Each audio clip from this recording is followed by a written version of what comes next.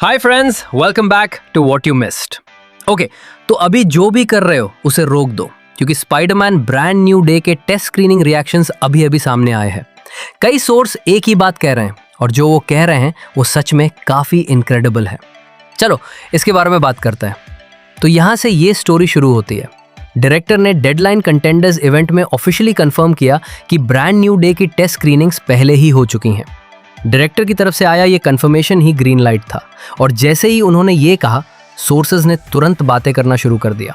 सबसे पहले सामने आए, अपने शो में उन्होंने बताया कि उनके सोर्स ने उनसे क्या कहा, और उन्होंने डायरेक्ट कोट भी किया। रिएक्शंस उनकी उम्मीद से भी बेहतर रहे हैं और रिस्पॉन्स बियॉन्ड एक्सेलेंट रहा है। Beyond excellent. एक सेकंड के लिए रुककर सोचो, ये सब हो रहा है के बाद जो अब तक की सबसे बड़ी स्पाइडरमैन फिल्मों में से एक थी, जिसने दुनिया भर में लगभग $2 बिलियन कमाए थे, और अब ब्रांड न्यू डे देखने वाले लोग इसे बियॉन्ड एक्सेलेंट कह रहे हैं। ये कोई छोटी बात नहीं है, ये बहुत बड़ा स्टेटमेंट है। लेकिन फिर चीजें और भी बड़ी हो गईं। स्कूपर, जिनका ट्रैक रिकॉर्ड काफी सॉलिड रहा है और जो मार्वल और डीसी लीक्स में लगातार एक्यूरेट रहे हैं, उन्होंने भी अपना रिएक्शन शेयर किया। उन्होंने कहा कि हाल ही में स्पाइडरमैन ब्रांड न्यू डे की एक टेस्ट स्क्रीनिंग हुई थी और उसका रिएक्शन ओवरवेलमिंगली पॉजिटिव था। एनक्रिप्टेड HD क्वालिटी ने कंफर्म किया कि ये एक इंटरनल स्क्रीनिंग थी, मतलब सिर्फ हैंड पिक्ड और सिलेक्ट लोगों को ही फिल्म दिखाई गई थी, और वो सिलेक्ट लोग बाहर निकलकर यही कह रहे थे कि फिल्म बियॉन्ड एक्सेलेंट है और ओवरवेलमिंगली पॉजिटिव है। 2 सोर्सेस, इंडिपेंडेंट, कोई कोऑर्डिनेशन नहीं, लेकिन कंक्लूजन बिल्कुल सेम। ऐसा एक्सीडेंट से नहीं होता। जब कई लोग जिनका आपस में कोई कनेक्शन नहीं है एक जैसी बात कहना शुरू कर दे, तब आपको ध्यान देना पड़ता है। अब यह चीजें सच में इंटरेस्टिंग हो जाती हैं, क्योंकि बात सिर्फ रिएक्शंस की नहीं है। बात यह भी है कि डायरेक्टर खुद इस फिल्म के बारे में क्या कह रहे हैं। सुनो, उन्होंने इस मूवी के बारे में क्या कहा।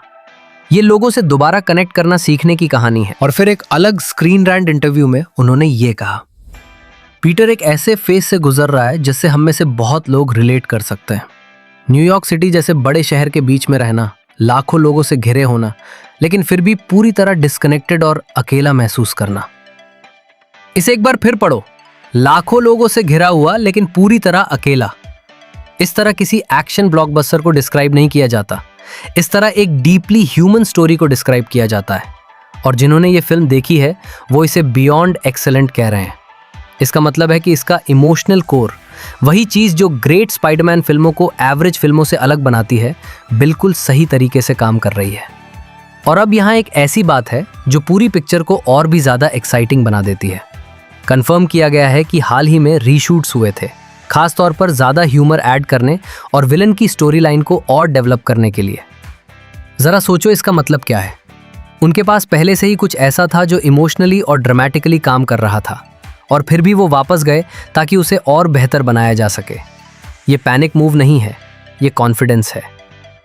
फिल्म्स को ने डायरेक्ट की थी, जो MCU हिस्ट्री की सबसे बेहतरीन एक्शन फिल्मों में से एक मानी जाती है। उन्होंने ब्रांड न्यू डे के लिए को भी साथ लाया। एक्शन इनक्रेडिबल होने वाला है, इमोशन पहले से ही परफेक्टली काम कर रहा है, और अब उन्होंने उसके ऊपर ह्यूमर को भी पॉलिश कर दिया है। एलीट एक्शन, जेन्युइन इमोशन और शार्प ह्यूमर, यही एक ग्रेट स्पाइडरमैन मूवी की असली रेसिपी है, और लगता है उन्होंने बिल्कुल वही बनाया है। अब एक इंपॉर्टेंट कैवियाट भी है, और मैं हमेशा ये बात कहता हूं क्योंकि ये जरूरी है। टेस्ट स्क्रीनिंग ऑडियंस बहुत छोटी होती है, हैंड पिक्ड होती है, और उन मिलियंस व्यूअर्स को रिप्रेजेंट नहीं करती जो आखिर में टिकट खरीदकर फिल्म देखने आएंगे। हमने पहले भी ऐसा देखा है। को इंटरनल रिएक्शंस काफी पॉजिटिव मिले थे, और हम सब जानते हैं कि पब्लिक रिएक्शन बाद में कैसा रहा। को लेकर इंटरनल इश्यूज बहुत पहले ही सामने आ गए थे, और उनमें से कुछ कभी फिक्स ही नहीं हुए। तो अभी आपने जो कुछ भी सुना है उसे एक बहुत स्ट्रॉन्ग और बहुत प्रॉमिसिंग सिग्नल की तरह लो, गारंटी की तरह नहीं। फिल्म को अभी भी जुलाई 31 को खुद को साबित करना होगा, जब दुनिया भर के असली ऑडियंसेस आखिरकार इसे देखेंगे। लेकिन यहाँ एक चीज़ है जो इसे क्वांटम मेनिया से अलग बनाती है, और ये बहुत इंपॉर्टेंट है।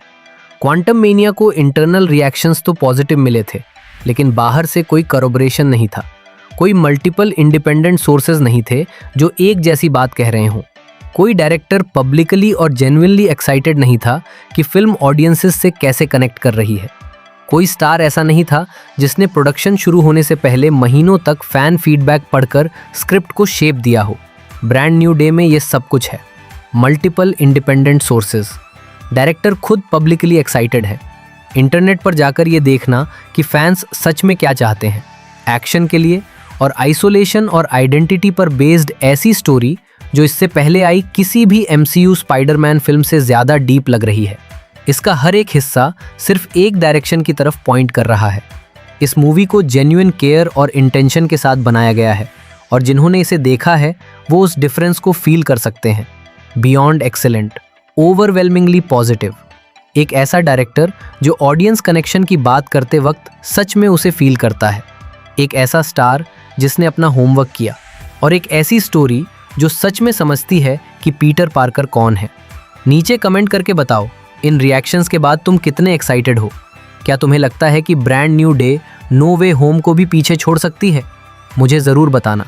लाइक बटन दबाओ और अभी सब्सक्राइब करो क्योंकि बहुत जल्द और अपडेट्स आने वाले हैं। मिलते हैं नेक्स्ट वन में।